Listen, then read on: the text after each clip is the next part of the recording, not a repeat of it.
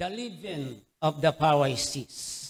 Yan po yung pamagat ng mensahe ngayong umaga. Na dito po yung talagang gustong iparating ng ating Panginoon sa kanyang mga disciples. Okay? So, na kung saan yung mga disciples niya, yung narinig nila yung leaven, akala nila ay tinapay. Pero kung talagang tutuusin natin, hindi naman gumagawa ng tinapay itong mga Pharisees. Hindi rin sila nagbibenta ng tinapay. Kasama na itong mga Sadducees. Pero ito pong mga Pharisees na ito, mga Sadducees, ay sila po yung tagapagturo ng salita ng Diyos during the time of the Lord Jesus Christ. At ayon na rin sa mga pahayag ng ating Panginoon, ang mga tinuturo ng mga Pharisees at mga Sadducees ay hindi po sound doctrine. Ito pong mga katuruan nila ay mga katuruan na hindi naaayon sa banal na kasulatan. Kaya kung titignan natin, sa ating kasalukuyan, wala mang Pharisee, wala mang Sadducees. Pero mayroon silang mga kahilintulad, kagaya ng binabanggit ng banal na kasulatan din ng mga false teachers, false prophets. At ito sila. Okay. So the Pharisees, Sadducees, and scribes during the time of the Lord Jesus Christ are represented by those false teachers and prophets today. They do not believe that Jesus is Lord or God. Isa pa yan sa mga pagkakilala natin kung sino ba yung mga Pharisees at sa mga Sadducees sa ating kapanahunan. Okay? Kung meron man nagpagturo na si Kristo ay hindi Diyos, na hahanay siya sa mga Pharisees na binabanggit dito sa ating text, nahahanay din sila sa mga Sadducees. Sapagkat mga ito ay hindi naniniwala sa ating Panginoon Jesucristo. Isa rin sa mga pagkakilala natin ng mga Sadducees sa ating kapanahunan at mga Pharisees. Sila nga yung mga sinasabi natin, mga false prophets and teachers, ay hindi sila naniniwala sa salvation by grace. Okay. Maraming nangangaral ngayon sa ating kapanahunan na ang salvation ay kailangan dagdagan ng gawa. Halimbawa, pagsunod sa utos ng Diyos, pagbabautismo, ayan kung ato pa man. At hindi rin sila naniniwala sa once saved, always saved. So ito po yung mga kagaya ng mga Pharisees sa ating kapanahunan. Marami pong nagtuturo ngayon ng against sa once saved, always saved. Tinuturo nila na pwede raw mawala ang kaligtasan. Wow. Kung pwedeng mawala ang kaligtasan, sino ang ligtas? Ang sabi ng iba, hindi, ngayon, alam ko ligtas ako, pero bukas hindi ko sigurado. O bakit mo hindi sigurado bukas? Sabi ko sa kanya, ang sagot niya, kasi baka magkasala ako. So naniniwala sila na pag nagkasala sila, hindi na raw sila ligtas. Pero saan po sa Biblia yan? Okay. So, lagi nilang ginagamit na ehemplo ay si Judas. Kasi si Judas, ang ating Panginoon, ibig sabihin ligtas, pero nawalan yung kaligtasan niya. Kung atin pong titignan ang banal na kasulatan, totoo po na naging disipulo ng Panginoon si Judas. Pero mismo ang banal na kasulatan ang nagsasabi na siya po ay sa dyablo. Ibig sabihin, pag sinabi ng Panginoon na sa dyablo siya, hindi siya ligtas. Sabi nga rito sa chapter 6 ng John, okay, gusto ko lang malinawan ito. Sabi sa verse 70 and 71, Jesus answered them, have not I chosen you 12, and one of you is the devil? He spake of Judas Iscariot, the son of Simon, for he it was that should betray him, being one of them. Okay, so umpisa pa lang sinasabi na ng Jesucristo na si Judas ay dyablo. Ibig sabihin, sa dyablo siya at hindi siya sa Panginoon. So, naging disciple man siya ng Panginoon, pero hindi siya naligtas. The Lord warns us against the doctrine of the Pharisees, which is spreading today. Alam po, ang banal na kasulatan kasi ay daming pong mga warnings yan o babala sa atin. Alam niyo, itong mga babala, ito po ay pagpapahayag ng Panginoon ng kanyang pagmamalasakit sa atin. Naniniwala ba kayo roon?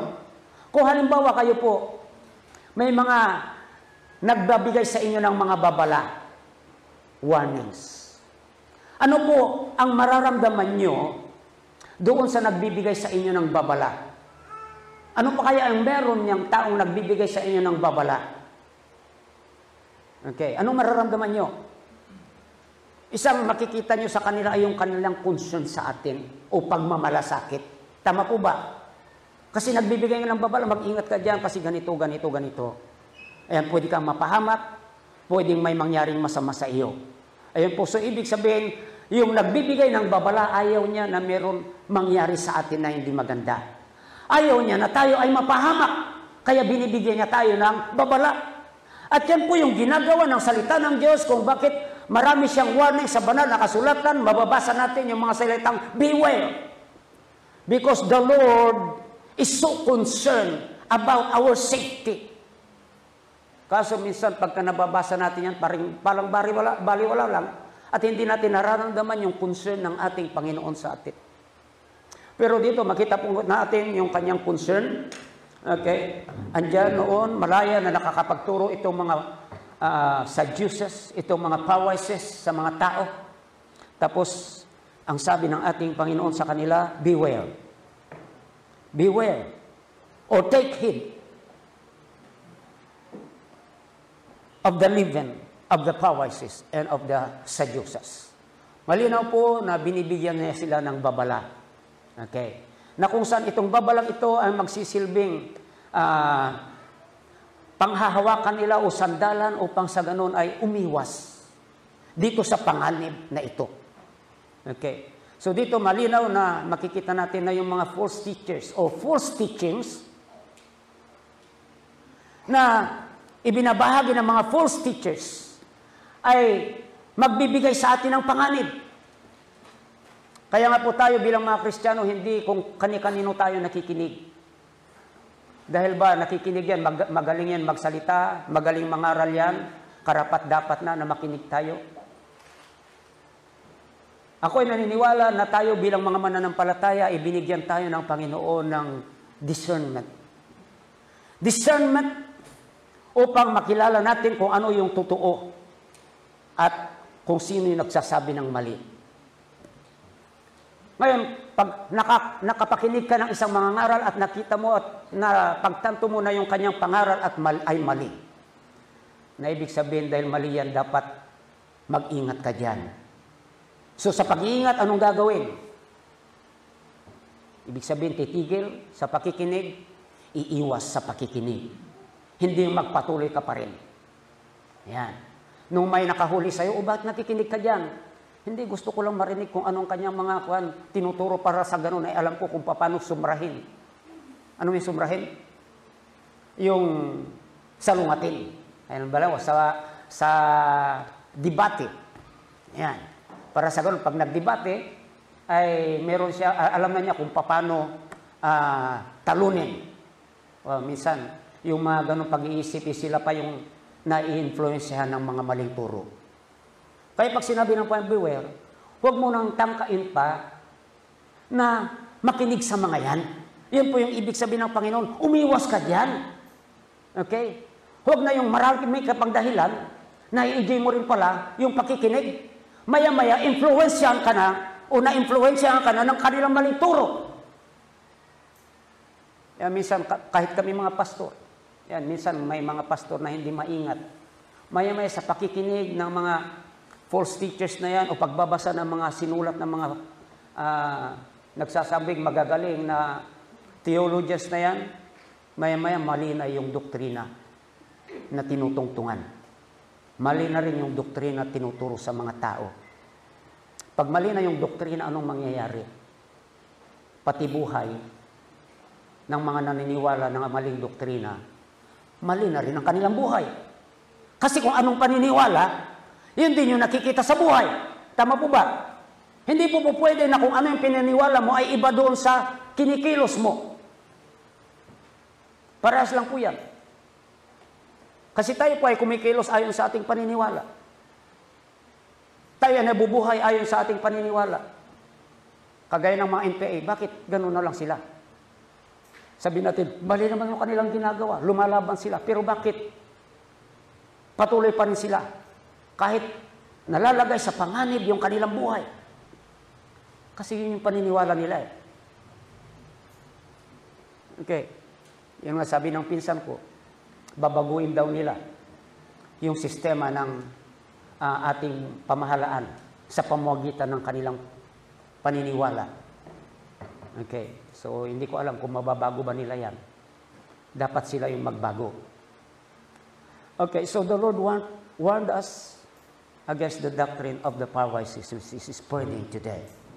Hindi po natin maikailayan na talaga yung mga false teachings ay naglipa na sa ating paligid sa pamamagitan ng mga false teachers o false prophets. Ang tanong is, why should we be cautious of the doctrine of the Pharisees? Bakit nga ba? Okay, yan po yung aalamin natin para sa ganoon ay malinawan tayo. Here are the dangers or several dangers that makes us to be cautious against the doctrine of the Pharisees and of the Sadducees. Ano itong mga ito? Okay, so sige, tuloy muna kayo rito, tuloy. At umupo kayo. Maraming bakante rito na upuan, ha? Brother Jeff. Okay, so sige, kung pwede pa naman dyan, sige lang. Yan. Kaso, ito pong pangunahing upuan dito, wala pong nakaupo. Yan. Napakaganda pa naman upuan. Yung pinakamahal na upuan dito sa church, yun pa yung hindi nauupuan. Tingnan nyo. Wow. Ay, 6,000 yan. Noong 2012. Ewan ko ngayon kung magkano na yan. Okay, so ayaw upuan eh. Ayan. Oh, meron na. Yung okay, so ito po yung mga dangers. The dangers that makes us to be cautious against the doctrines of the Pharisees. First of its danger is that it is contaminating. Alam mo yung contaminating?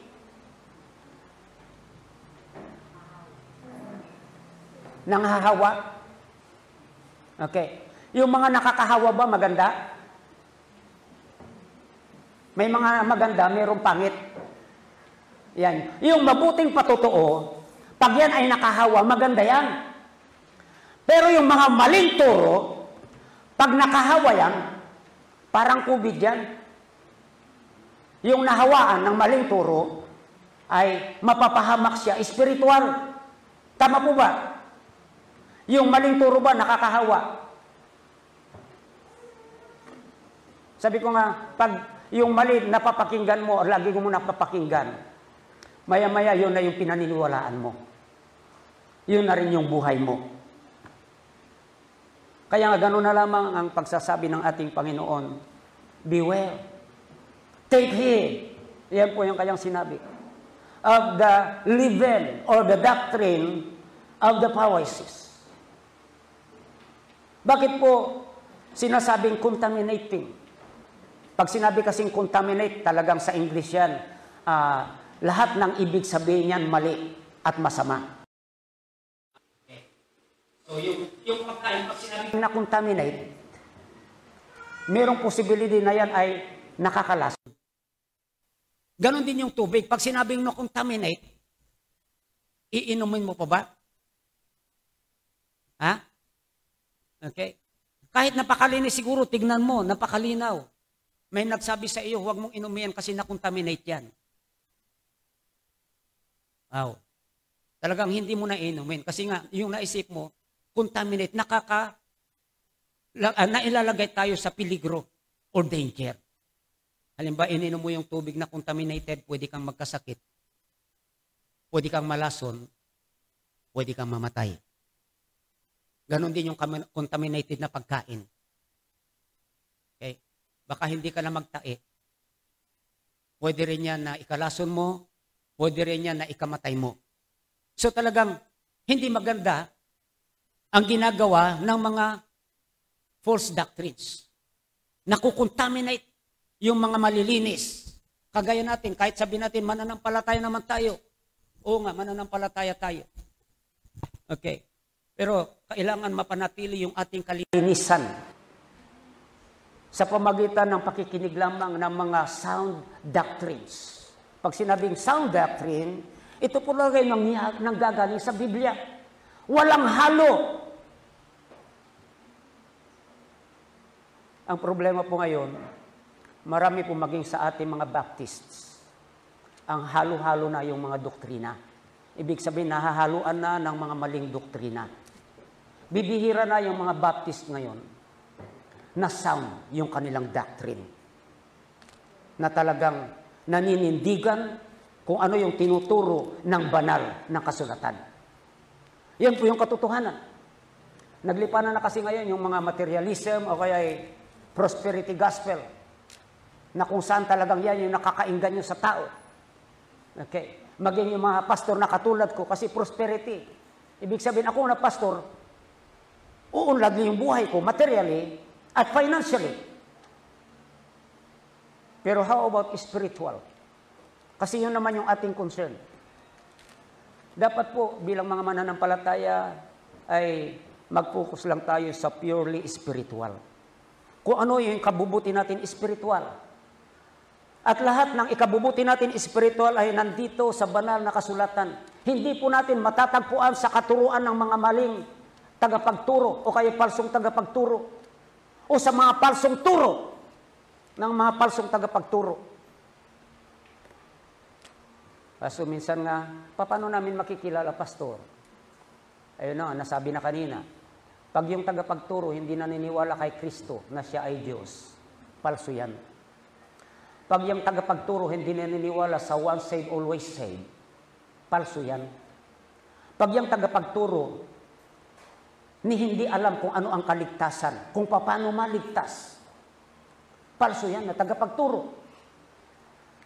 Kasi magtuturo yan ng maling paraan ng kaligtasan. Nabasa nga natin kanina sa 2 Corinthians chapter 11 na meron silang ibang doktrina o ibang gospel. Meron din silang ibang Jesus Christ.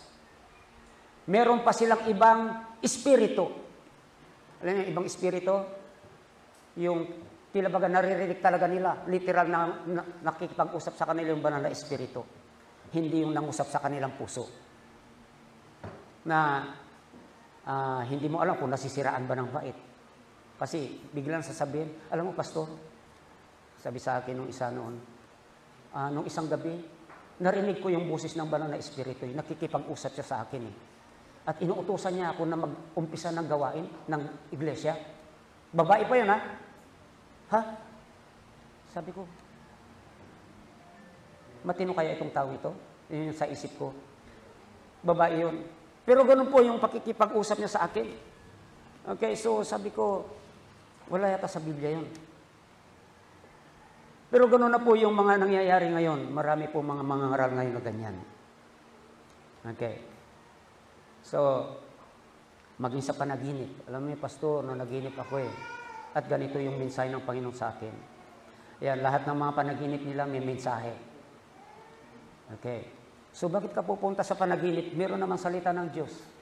Itong salita ng Diyos ang nagsasabi sa atin kung ano yung katotohanan at hindi yung panaginip.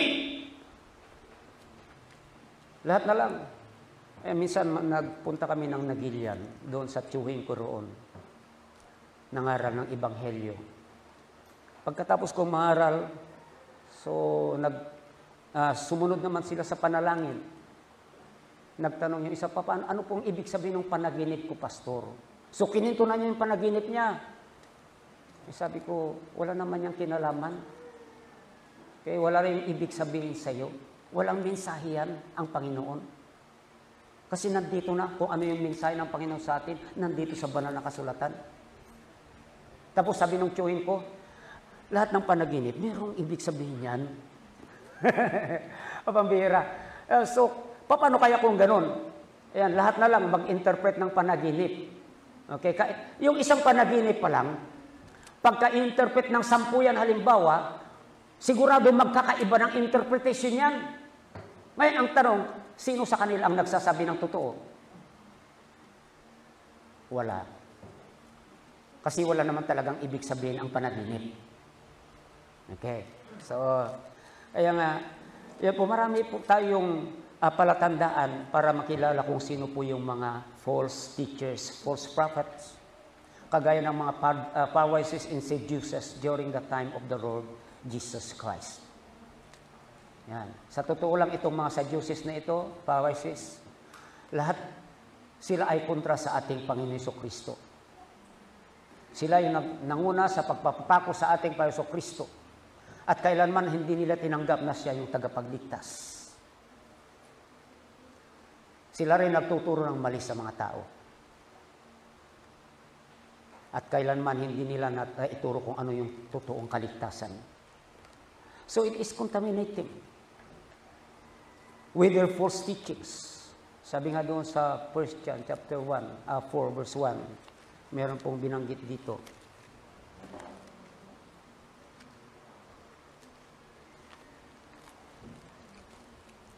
Second John ba yan? 1 John 4:1.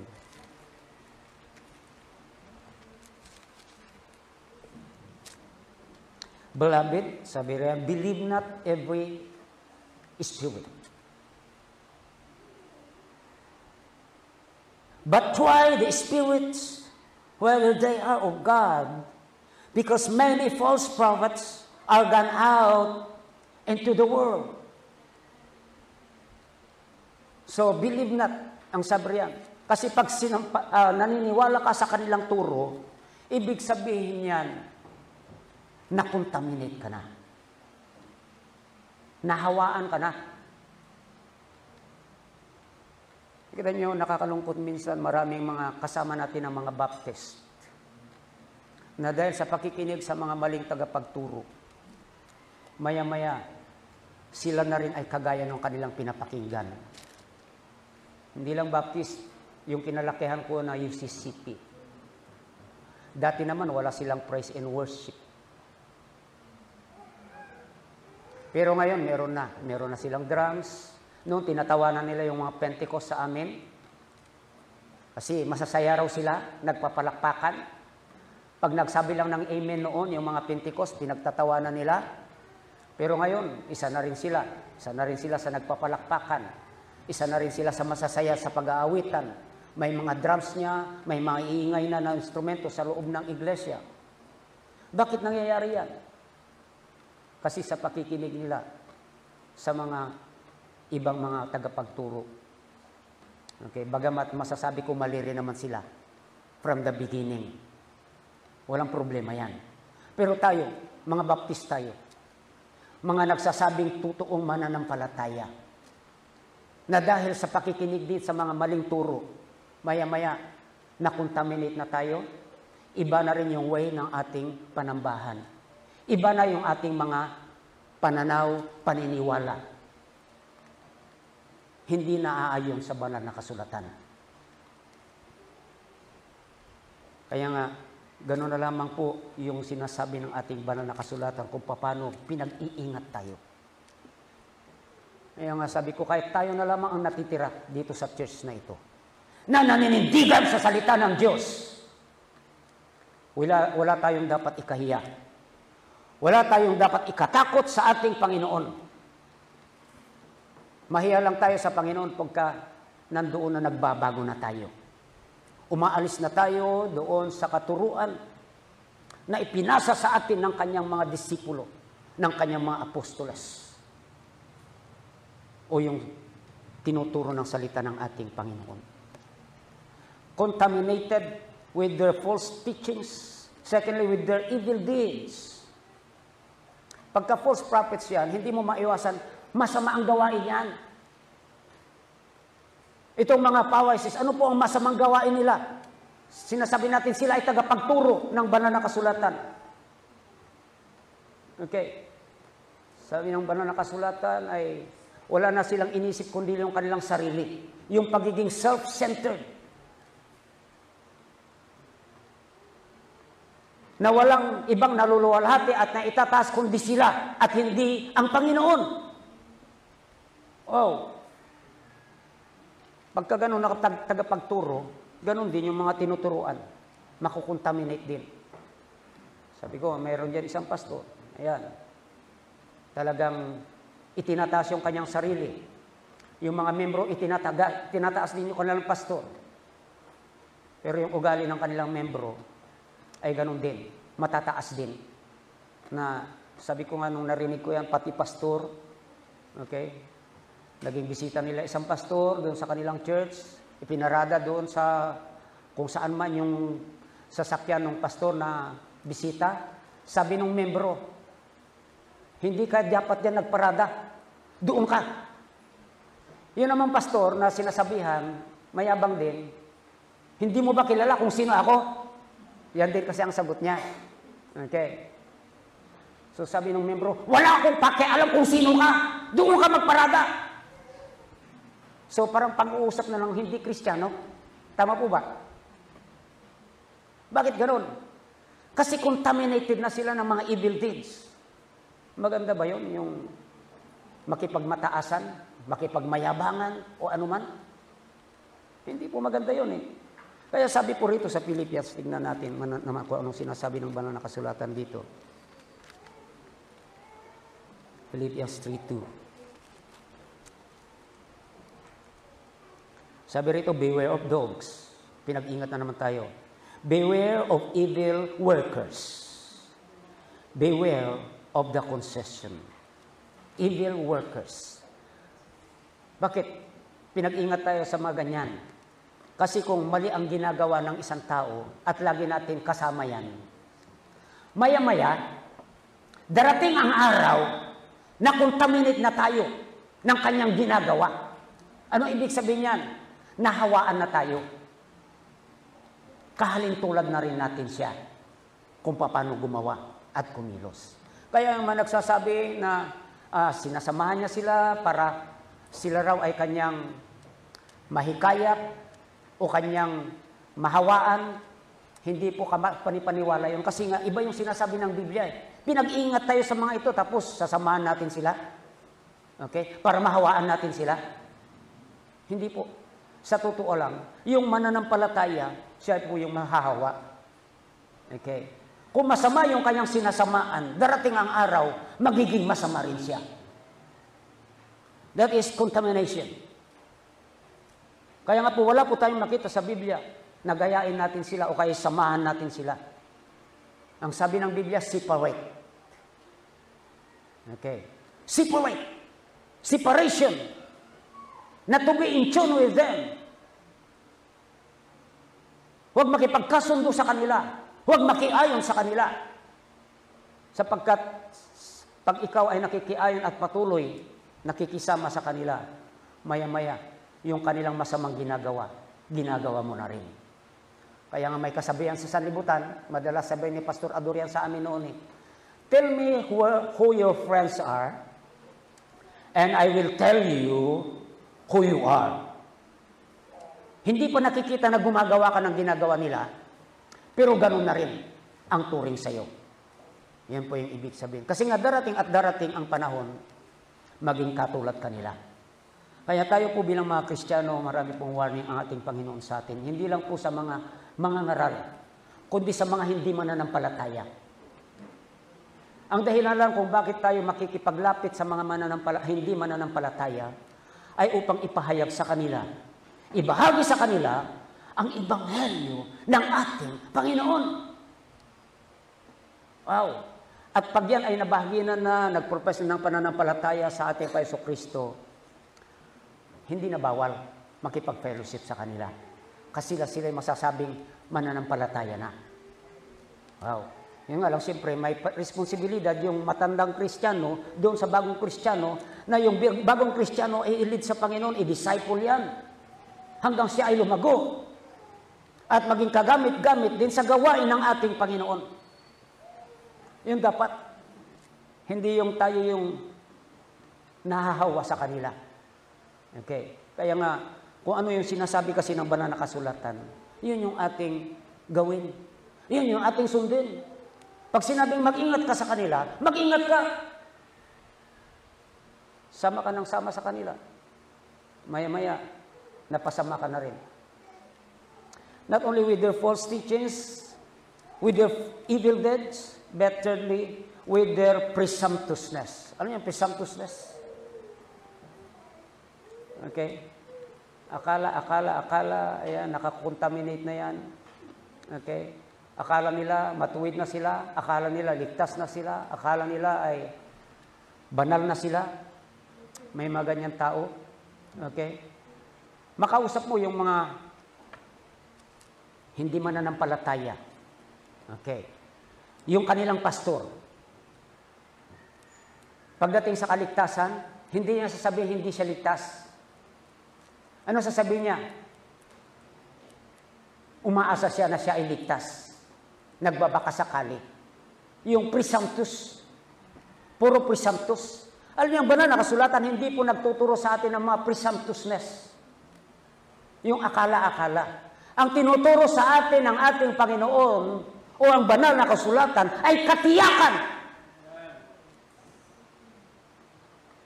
Kaya nga po, kung isang tao nagsasabi na siya ay ligtas pero hindi siya tiyak,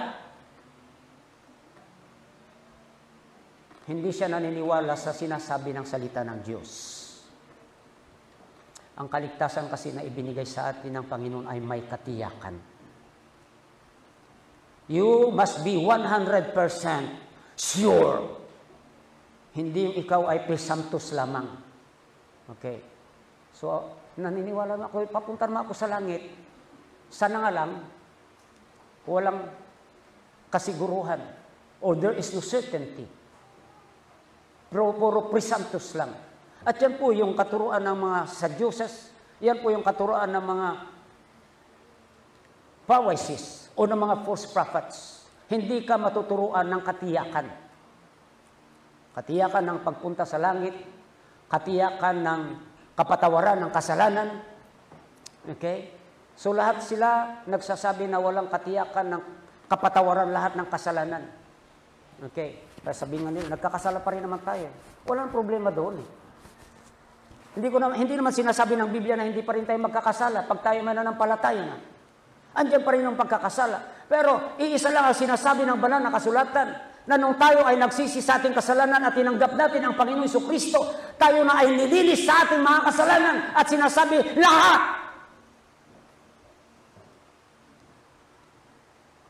Ngayon, may mga nagpapahayag sila raw ay mananampalataya. Nagtuturo pa ng banal na kasulatan, pero hindi nila tiyak kung napatawad na at nalinis lahat yung kanilang mga kasalanan. Puro lang presumptuous at presumptions ang kanilang ginagawa. Kaya nga dito po, meron pong example dito sa 2 Peter 2:10.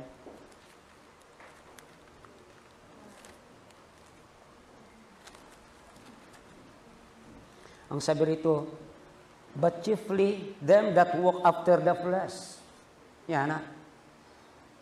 And the lust of the uncleanness. Sino po itong mga walk after the flesh?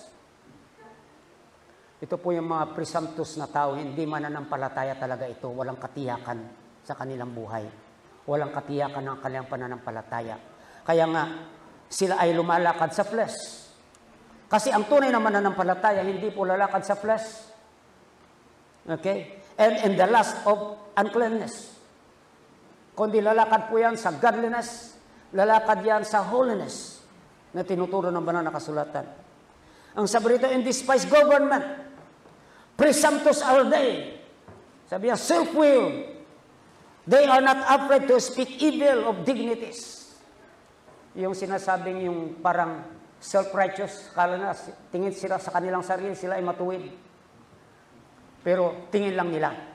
Yun yung kanilang presumption sa kanilang sarili. At makita natin, kung titignan natin yung buhay ng mga Pharisees, ganun sila. They are Self-centered. Okay. Kung merong sinasabi na matuwid nung panahon nila, sila yun. Ayan. Kung sino yung lumalakad ng maayos at tama, sila yun. Sino yung espiritual nung panahon nila, sila yun. Yun yung akala nila. Pero pag nagsalita ang Panginoong Hesukristo patungkol sa kanila, anong sinasabi ng Panginoon sa kanila? Kayo mga ipokrito. Ano ibig sabihin yan? Hindi nagsasabi ng totoo. O kaya yung kanilang sinasabi, iba sa kanilang gawa, kabaliktaran. Hipokrit. Ayan po yung mga presumptuous na tao. Tingin nila, okay sila. Ayan. Wala silang nakikitang masama sa kanilang sarili. Sila na yung espiritual. Tingin nila sa iba, ay basta ang akala nila sa kanilang sarili, yung better than thou na attitude. Okay. Pero sabi ng Panginoon sa kanila, woe unto you is Christ Pharisees, hypocrite. It is contaminating. Ayan po yung isa sa mga dangers that makes us to be cautious against the doctrine of the Pharisees. Not only it is contaminating, but secondly, it is corrupting. Ano ba yung corrupt? Talagang nakakasira. Pag sinabi mong corrupt, nabulok, nasira. Wow. Biro mo, isang mananampalataya na tinuturing na banal sa harapan ng Diyos, malinis, dahil nilinis na ng ating Panginoon, at binago pa, dahil lang sa pakikinig sa mga false prophets, hindi na lang nakurap, kundi hindi lang nakontaminate, kundi nakurap pa. Nasira na, tuluyan.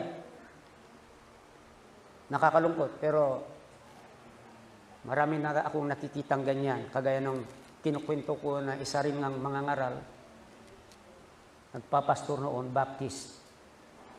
Dahil lang sa kababasa niya, ibig sabihin nakikinig siya sa mga opinion, turo ng mga iba, matatalinong mga tao sa lipunan, sa sanlibutan na ito, kababasa niya ng kanilang libro, sa halip na ituro ang Panginoong Kristo na siya yung tagapagligtas. Hindi na. Ang pagkakilala niya na sa Panginoong Kristo ay kabayo. Hindi ko alam kung saan yung turong ganyan. Okay. Nagpahaba na rin siya ng buhok, nagpahaba pa ng bigote, at saka nitong, ano ba ito? Tawag ito? Balbas? Hindi ko alam. So mag-ermitan niya na siguro. Ayan. Pero ang nakakalungkot yung kilalanin niya ang Panginoong Kristo na kabayo. At yun yung kanyang ituturo. Nakurap na siya ng mga maling turo. At yan po yung dapat nating iwasan bilang mga mananampalataya. Dito po sa 2 Peter chapter 3 verse 17. Sabi rito, ye therefore, beloved, seeing ye know these things before, beware, lest ye also being led away with the errors of the wicked, fall from your own steadfastness. Yung pinag-iingat tayo rito na tayo ay may led away. Ay ma-led away? Mapalayo? Okay? So, nasa tama ka na, nasa katotohanan ka na, pero nailayo ka mula sa katotohanan at napunta sa error. Hindi ko alam kung may makakilala kayong ganyan. Pero hindi lingid sa atin yung mga churches. Na dati okay naman yung kanilang mga practices, paniniwala. But dumating ang panahon, nag-iba na sila. Yan. At yung pag-iba kasi niyan, hindi naman po biglaan yan eh. Kagaya nga ng sinabi ng isang pastor, unti-unti. Ayan, may kunting paglayo lang. Pagpaling sa salita ng Diyos. Okay. Maya-maya, Umusog na naman ng kunti, lumayo na naman. Maya-maya, lumayo na naman. Maya-maya, lumayo na naman. Okay, unti-unti lang yan. Okay. Sa patuloy na pag-usod, paunti-unti, dumating sa punto na napakalayo na nila sa katotohanan. Because they are led away and to errors na. Errors after errors after errors after errors. Yan po yung nangyari. Hindi po biglaan. Eh, magpasalamat tayo dahil binigyan tayo rito ng Panginoon ng katatagan upang manindigan sa Kanyang salita. Sa dami na rin ang offer sa atin ng mga nakaraan. Hindi na lingit sa inyo yung mga offer na yan. Mga offer na kung titignan natin, okay naman. Pero siyempre sa tingin ko, spiritually, hindi okay. Ang ganda yun eh. Una muna, drums. Kaso lang talaga, wala talaga ako nakikitang ikakaganda niyan eh. Bibili ko kayo ng drums. Okay, pero ang alam ko, mahal ang drums eh. Kasi pag drums, sinasabi, hindi lang isa yan, set of drums yan. Mga ilang kayo yan, Brother Tads, sa tingin mo. Kasi nakikita ko minsan sa mga pulpito ng mga ibang mga Baptist, kinukubutan pa nila yan eh. May kumot yan eh. Pero hindi lang isa yan na drum eh. Minsan may 5. Ilan na kayong 5 drums? Okay. Pero sabi ko, mayroon na kaming piano eh. Okay na yun sa amin. May gitara. Tapos nag-suggest pa siya ng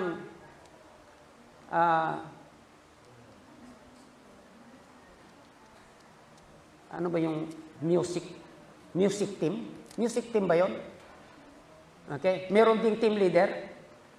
Team leader bang ang tawag nila doon sa nangunguna, Brother Tads? O, team leader. Naranasan mo ba yun, Brad? Ay, hindi naman. Okay, so, hindi, tinatanong ko siya kasi alam ko may experience siya dyan eh. So, sabi ko, Pastor, ano ba sa tingin mo sa choir naman? Nakikita mo nun, maayos naman eh. Yun yung tingin ko ha, kaya yung sinabi ko, maayos naman yung choir namin eh. Wala namang akong nakikitang pwedeng baguhin dyan. Ba, doon na nagsalita na siya, hindi na niya napigil. Kayo na lang. Sabi siya, kayo na lang ang ganyan. Tayo na lang daw walang drums. Tayo na lang ang walang praise and worship. Halos lahat, nagbago na. Sabi ko, di bali na. Sabi ko, kahit kami na lang. So may gagamitin talaga ang diablo ng mga offers. Na kung hindi sa kalakasan at hindi sa biyaya ng Panginoon, yung pastor na nag-lead ng church, matitempt. Kasi ako, kung halimbawa nakatingin ako sa pera, pwede. O sige. Pero, dapat may kapalit. Pwede kong sabihin yun eh. Kung sa pera ako, nakatingin.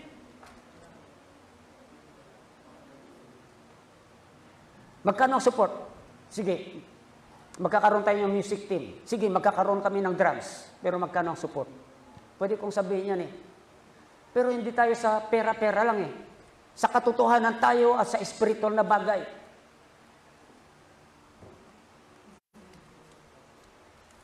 It is corrupting that leads us to error. Dami ng mga church na nasadlak sa errors. Hindi talaga natin maitatwa yan. Errors after errors after errors after errors. Nung una, kunti pa lang. Pero dumating sa punto na naging lubos-lubusan na yung pagbabago. Para bagang ang tawag doon, pag nagbago, nag-evolve.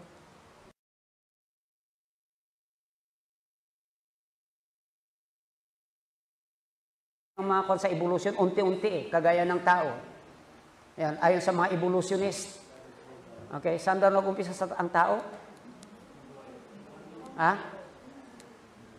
Parang ang dami. Okay, naging, parang may buhaya pa, may bayawak siguro yan. O kung ano, tapos hanggang sa naging, hindi ko maintindihan kung anong sinasabi nila. Basta yung evolution, unti-unti, inabot nga raw ng billions of years yan eh. Diba, pambihira. Okay? Pero kung titignan natin, base sa banal na kasulatan, ang tinatagal pa lang ng tao rito sa ibabaw ng mundo ay nasa more than 6,000 years. Pero sa kanila, billion of years. Okay. So, pwedeng ganun yung edad ng mundo. Itong sanlibutan na ito. Yan. Pero yung tinatagal ng tao rito, nasa 6,000 lang yan. Mahigit na years. Okay, so it leads us to errors. Secondly, that leads us to ungodliness. Yung nakukurap ka. Dating namumuhay ka godly. Pero dahil sa pakikinig mo sa kanila, nakurap ka na ngayon, yung dating godly na pamumuhay, hindi na masasabing godly, kundi nagiging ungodly. Wow. Ibig sabihin yan, corrupted ka na. Kasi yung pamumuhay na godly, yun po yung buhay na ibinigay sa atin ng ating Panginoon. Yan po yung tinatawag din na Christian life or spiritual life. Ngayon, dahil sa pakikinig mo ng mga false prophets, false teachers, hindi ka lang nahawaan nila, no-contaminate ka pa. Namumuhay ka na sa error. Yung buhay mo pa nagiging ungodly. Dito po sa 2 Peter 2:15, ano ba sinasabi ni Peter dito? Which have forsaken the right way. Tingnan nyo, ha? And are gone astray, following the way of Balaam, the son of Bosor, who loved the wages of unrighteousness. Ayan si Balaam. Okay? Yung pinagsabihan ng asno. Ayan kasi, sabi nga ng Panginoon, yung kanyang way is perverse. Kaya ginamit ng Panginoon yung asno na sa kanya. Sabi na pa, huwag kang sumama sa kanila. Sumama pa rin. Talagang suwail. Okay. Ay hanggang sa nangusap na yung asno at yan, naiparating sa kanya yung kanyang way ay perverse. Pag sinabing perverse, it is against the way of God. So, ungodliness or unrighteousness. Yan po yung magiging buhay ng isang kurap. Nakurap sa maling aral. Nakurap sa mga turo ng mga palsong mga ngaral at palsong propeta. Okay. Kaya nga kahit kami, kung pastor ako halimbawa, tapos nai-enjoy ko makinig kay Ilo Soriano, darating ang araw makukurap na. Makukurap na ako. Siyempre, pag kurap na ako, dahil pastor ako at nangangaral, pati yung pangangaral ko, kurap na rin. Naniniwala ba kayo na kurap yung tinuturo ni Ilo Soriano? Sana marinig nila ito kung may nakikinig na mga followers ni Ilo Soriano. Kurap ang turo ni Ilo Soriano.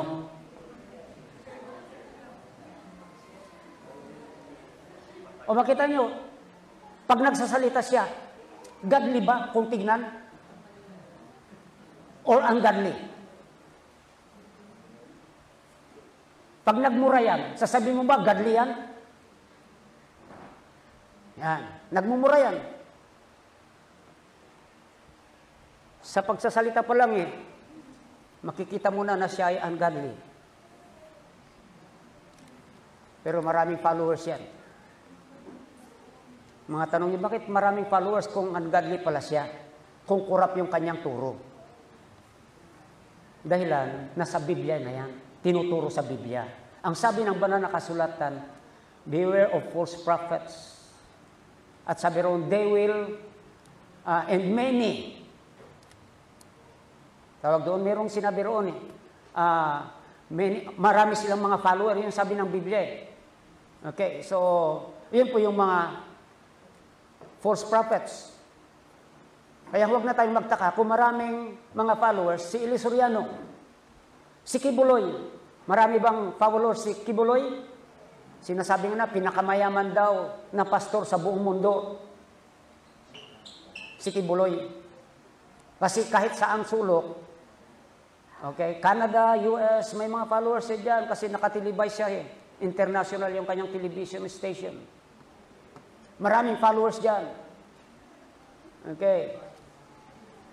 Pero, ang tanong, nagtuturo ba siya ng tama? Hindi po nagtuturo ng tama si Kibuloy.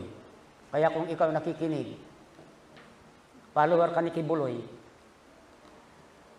nawa, maituwid ka. Okay, so, alam ko minsan may nakikinig sa akin na taga-Canada, dating follower ni Kibuloy. Yan, pero umalis na. Matagal na. Okay, kasi nga yun, yung kinukwento ko sa inyo, matagal na sila sa Canada, trabaho ng trabaho, sila mag-asawa, pero bakit walang nangyayari sa buhay nila? Pag tinignan nila buhay nila financially, hirap pa rin sila. Aba, hindi ko alam siguro sa kanila anong tawag dito? Pag isip-isip. Pag nilay-nilay. Tama ba yun? Napagtanto nila na dahil pala kay Kibuloy. Okay, hindi ko alam kung anong ginagawa ni Kibuloy sa mga pinagpaguran nilang pera. Okay. So, napagtanto nila na dahil kay Kibuloy, ang ginawa nila, umalis na sila kay Kibuloy. Kasi baka lahat na lang ng kanilang paghirapan ay mapunta kay Kibuloy. Pinipirahan lang pala sila ni Kibuloy. Okay, so, pero yan po yung hindi lang yung errors, kundi yung ungodliness. Okay, yan po yung sinasabi. Si Balaam, ayan, sinasabi roon na talagang ang kanyang ginawa ay unrighteous, ungodly. Okay. At yan din ang mangyayari sa atin once we are corrupted by the teachings of these false prophets. Kaya nga ang mahalaga rito, ang gawin natin, we are to avoid them, kagaya ng sinasabi ng banal na kasulatan. Because when we are corrupted, that will lead us to error, that will lead us to ungodliness, and that will lead us to apostasy. Ano bang apostasy? Tumalikod sa Panginoon. Turning away from the truth. Do ako'y naniniwala na ang totoong mananampalataya ay hindi mag-a-apostate. Okay. Pero ganun pa rin. Yan, kung hindi ka mag-apostate, pwede kang mag-backslide. Ang mag-backslide ba ay okay pa rin? Hindi po. Minsan, may kasama Sister Remy na nasa ibang church. Okay? Hindi ko alam kung totoong ligtas yun. Kasi may mga pahayag siya sa akin noon na para bagang hindi ligtas eh. Yung asawa, nagsasabi nga nung siya raw ay nanalangin, tumanggap sa Panginoon, meron daw siya naramdaman na malamig na pumasok sa kanya. Sabi ko, iba na yun. Hindi yung sinasabi ng banal na kasulatan. Yung babae, ang sabi sa akin, mismo di ba, Pastor, binigyan tayo ng karunungan ng Panginoon upang gawin natin kung ano akala nating iniisip nating tama? Ayun din. Okay. So, dumating sa punto na kanilang gustong patalsikin yung church, nag-rebelde sila sa kanilang pastor at gusto nang patalsikin yung kanilang pastor sa church. Okay. Ngayon, nasa ibang church sila, sa pag-attend nila sa ibang church, nagsasabi yung babae, minsan nga, sabi, iniisip ko na bumalik sa Catholic. Ang isang totoong mananampalataya, ano man ang maranasan mong pagsubok sa buhay, hindi mo isipin bumalik doon kung saan ka nanggaling, na putik. Mananatili ka at titindig sa katotohanan. Pero yan po yung idudulot ng kapapakinig. Okay. Kaya ikaw, kung ikaw ay nakikinig sa mga false prophets, dalawa lang ibig sabihin yan. Either na ikaw ay mananampalataya na baby pa, o kaya hindi ka totoong mananampalataya. Yan, tigilan na lang yan. Okay, para maiwasan na ikaw ay mag-apostate. Pero ganyan po ang mangyayari. Okay, so, mayroong ng pastor, yung sinasabi ko sa inyo, yan, Iniwan niya yung gawain, nakipag-asawa sa isang iglesia, o nagkipag-asawa sa isang iglesia, iniwan na yung gawain, doon na siya sa iglesia. Apostate. Bakit nga ba ganyan? Bakit siya nakuha ng mga false prophets na ito? Isa lang ibig sabihin niyan, hindi siya totoong mananampalataya, kahit pastor na. Kaya panalangin niyo ako, baka hindi pa ako ligtas. Kasi marami dyan, hindi kasi ibig sabihin pastor na, sigurado na yan. Okay, hindi po nakakasigurado minsan, may mga dyan, kasi makikita nyo naman sabi nga ng banal na kasulatan, ye shall know them by their fruits. Wow. Pero ang nangyayari ngayon sa mga churches, nakikita na yung maling gawain ng kanilang pastor, pinagtatakpan pa. Mali na nga. So pagtatakpan mo yung gawain na mali, lalo mananagana yung gawain mali. Tama ba? Ano bang sinasabi ng Biblia patungkol sa gawain mali? Pagtakpan ba? Ang sinasabi ng Biblia, isiwalat yan, ibunyag, o kaya i-reprove. Yung mga gumagawa niyan, i-reprove. Yan po binabanggit doon. Kaya sabi ko, kung ako man may nakikita kayong ginagawa ko na hindi maganda, huwag pa kayong magdalawang isip na sabihan ako, i-reprove ako. Pastor, ikaw ha? Okay. Ginagawa mo. Hindi, ibig sabihin, kausapin niyo ako, sabihan niyo ako, wala nang problema doon Okay, baka hindi ko na nakikita. Kasi maraming tao na hindi nila nakikita kung anong mali nila, pero nakikita ng iba. Yan. Okay. So, minsan yung iba ang nagiging salaminan para makita kung ano yung mali. Nagigets niyo ba? Okay, it is contaminating. It is corrupting. Sabi nga dun sa Colossians 2:8, beware. Yan. Lest any man spoil you. Okay. So, alam niyo yung spoil. Corrupt. Lest any man corrupt you. Anong sabi roon? With their philosophies and vain deceit. After the traditions of men. After the rudiments of the world, and not after Christ. So mismo binanggit doon yung spoil, which means corrupt. Ayaw ng Panginoon na tayo ay makorrupt ng mga maling turo. Katuruan ng tao na hindi sa Diyos o sa Panginoong Jesucristo. Nakakalungkot, marami na kasi ngayon nagtuturo ng salita ng Diyos na hinahaluan nila ng kanilang sariling katuruan o katuruan ng tao. Kaya nga, salamat sa experience na ibinigay sa akin ng Panginoon nung hindi pa ako pastor. Kasi nung ako ay bata pa, elementary at high school, nagpapastol ako ng mga kalabaw, baka, kambing. Yan, yung mga naranasan ko ipastol. At nakita ko yung pagkakatulad ng pagpapastor sa isang church, sa pagpapastor ng mga hayop. Na ako bilang pastor ng hayop, iniisip ko lang yung kapakanan ng aking pinapastor, kung paano sila mabusog at tumaba. Hindi ko iniisip kung ano yung maibibigay sa akin nung kalabaw o nung baka, o kaya nung kambing. Yan. Na ngayon na nagpapastor na ako, talagang yun din yung tinanim ng Panginoon sa aking isip. Kung ano lang iisipin ko ay kung ano yung makakabuti sa mga membro espiritual, kung paano sila lalago, kung paano sila kung paano titibay ang pananampalataya ng iba, ng bawat isa, at kung paano tatatag spiritually. Pero hindi ko kailanman inisip ano ba yung maibibigay nyo sa akin. Bakit kasi labas na yan sa aking gawain. Kung ano man yung para sa akin, ipinangako na yan ng Panginoon Sabi niya, hindi kita pababayaan. Hindi kita iiwan. So, sapat na yun. Bakit iisipin ko pa ba kung ano yung maibibigay niyo sa akin? Ipinangako na ng Panginoon yan.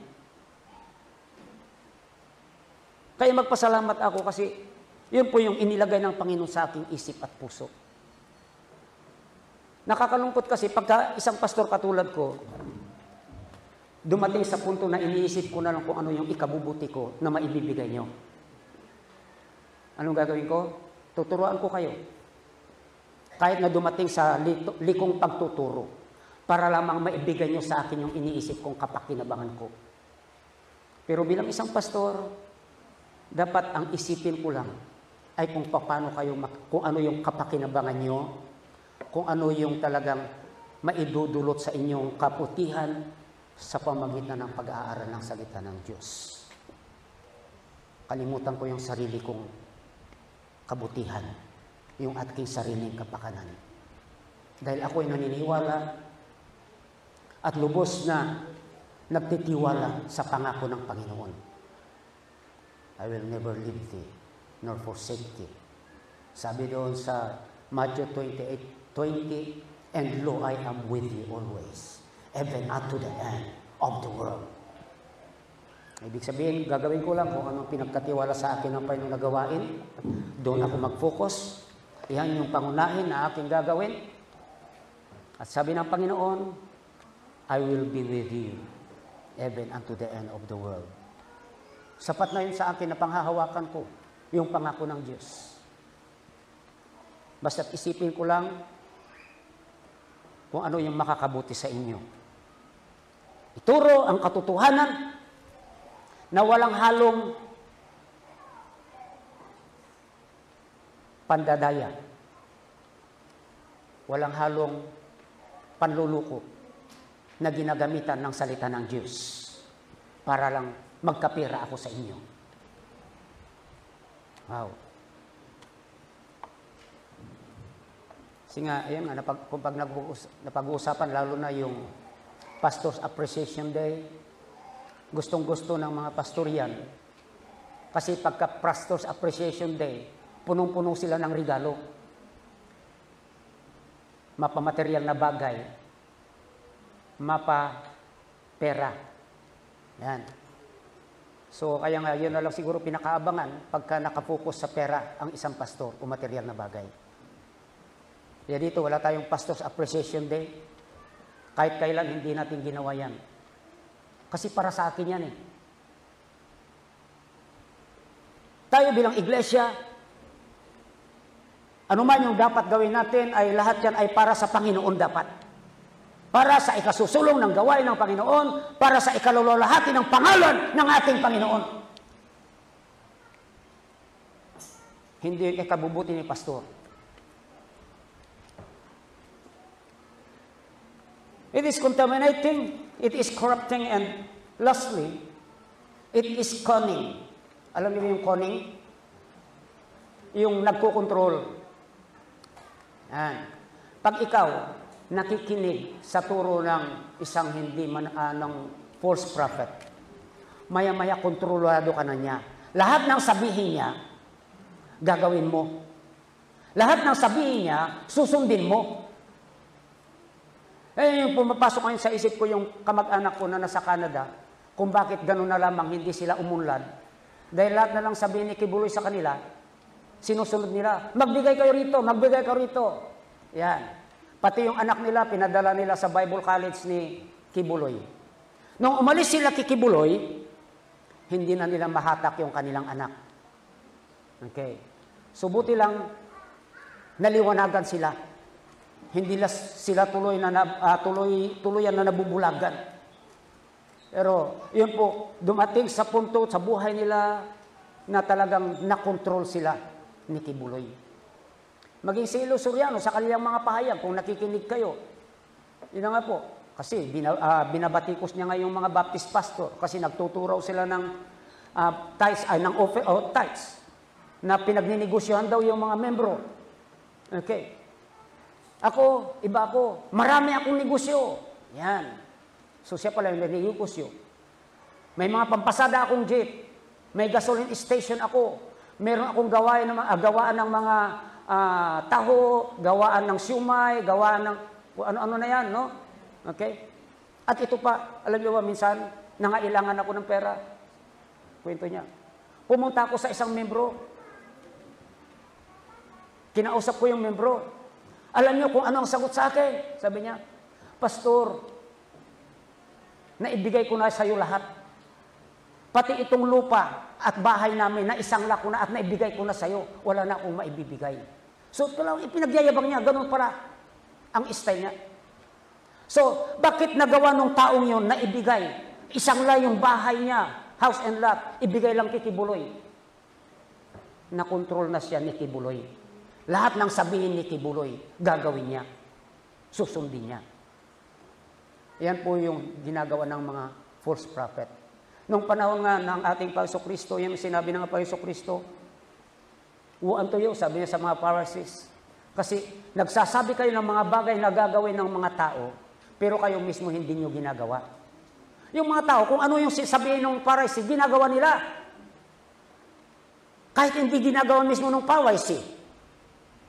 Pero dito makikita natin na kinokontrol nila yung mga tao. Tinuturoan nila ng mali yung tao. Yung tao, kahit siguro mali sa isip niya, kung sinabi ng Pharisee, dahil kontrolado na siya, gagawin niya. Bakit? Hindi, sinabi ni pastor eh. Sinabi nitong Pharisee, kaya gagawin ko, susundin ko.